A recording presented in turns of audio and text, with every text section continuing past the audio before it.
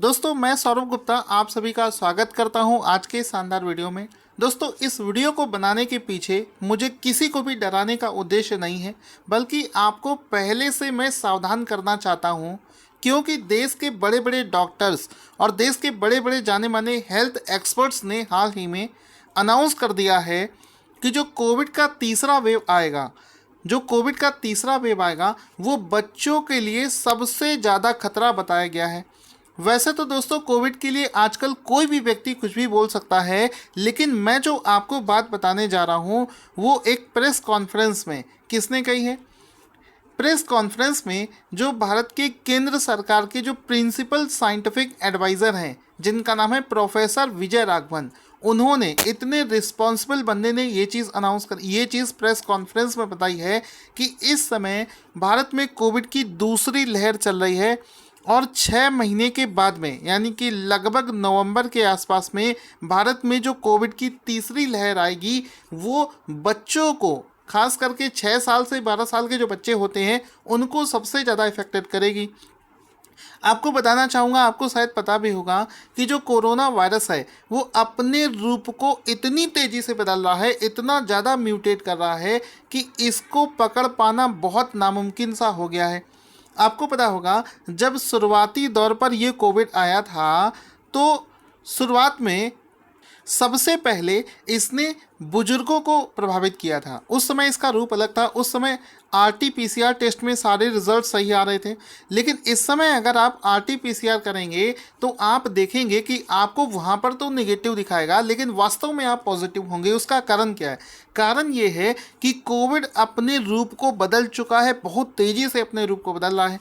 तो सबसे पहले जब ये वेव आई थी तो 50 साल से ऊपर के जो व्यक्ति थे वो सबसे ज़्यादा इफेक्टेड हुए थे, बल्कि जो जवान इंसान थे वो इससे ज़्यादा इफेक्टेड नहीं हुए थे।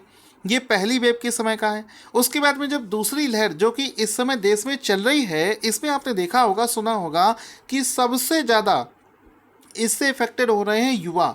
35-30 साल से लेकर ये जो 40 साल एज का जो एज ग्रुप है, ये वाले लोग जो है सबसे ज़्यादा इफेक्टेड हो रहे हैं।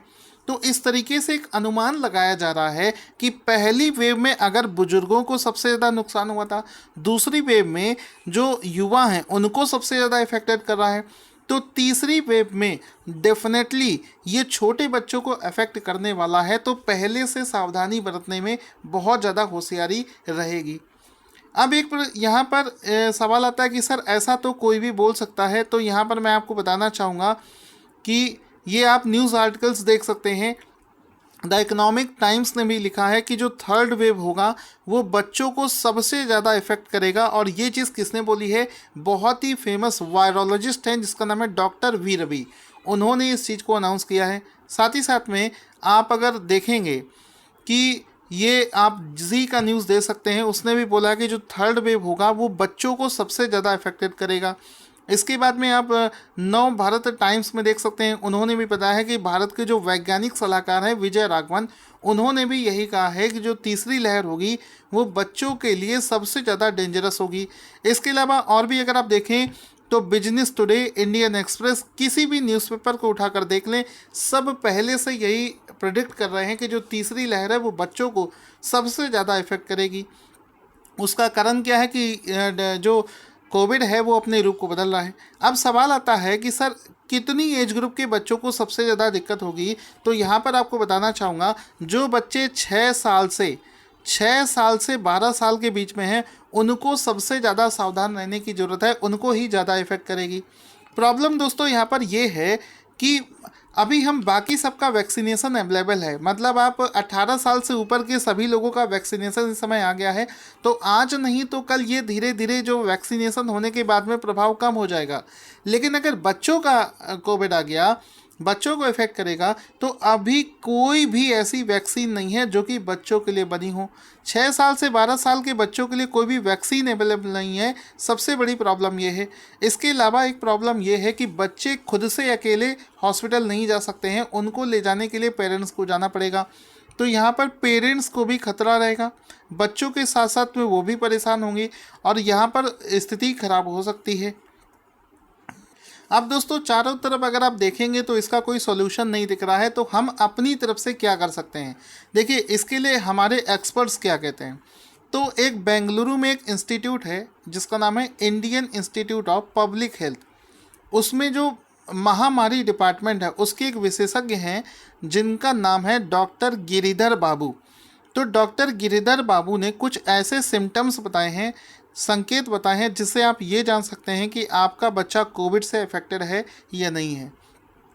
तो उन्होंने जो सिम्टम्स बताए हैं उनमें से सबसे पहला है कि आपके बच्चे को गर्मी के मौसम में भी हल्का हल्का ठंड का एहसास होने लगेगा। ठीक है। और साथ ही साथ में उन्होंने बताया है कि इसमें आपको बच्चों में अगर आपको हल्के से बुखार, सूखी खांसी या पेट में दर्द, जुखाम, ये सब समस्याएं दिखें तो आप समझ जाइए कि आपके बच्चे में वो सिम्टम्स आ रहे हैं।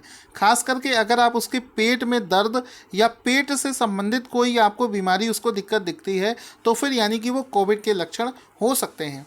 शरीर के कुछ हिस्सों में दर्द होगा, जैसे कि गुड़गांव में एक इंस्टीट्यूट, एक फोर्टिस हॉस्पिटल है, उसके जो पीडियाट्रिक्स डिपार्टमेंट है उसके जो डायरेक्टर हैं डॉक्टर कृष्णा चुग, उन्होंने जो सिम्टम्स बताए हैं उनके अनुसार कि बच्चों को सिर दर्द होगा, शरीर में दर्द होगा, उनको उल्टी आएगी, दस्त आएंगे। ये सब चीज़ें अगर आप देखने को पाते हैं तो इसका मतलब है कि आपका बच्चा जो है इससे अफेक्टेड हो गया है।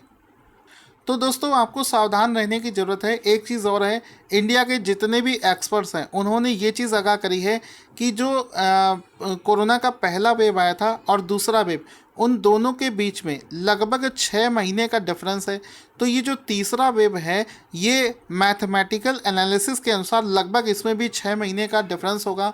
और अगर हम लोग 6 महीने के डिफरेंस को लेकर चलें तो लगभग सर्दियों के समय यानी कि अक्टूबर नवंबर या दिसंबर के आसपास में ये बच्चों वाला जो तीसरा लहर है ये आ सकता है। तो आपको अभी से सुरक्षित हो जाना है, क्योंकि मेडिकल अभी किसी तरीके से देश के अंदर में मेडिकल सुविधाएं इतनी अच्छी नहीं हैं कि बच्चों को अच्छा इलाज मिल पाए।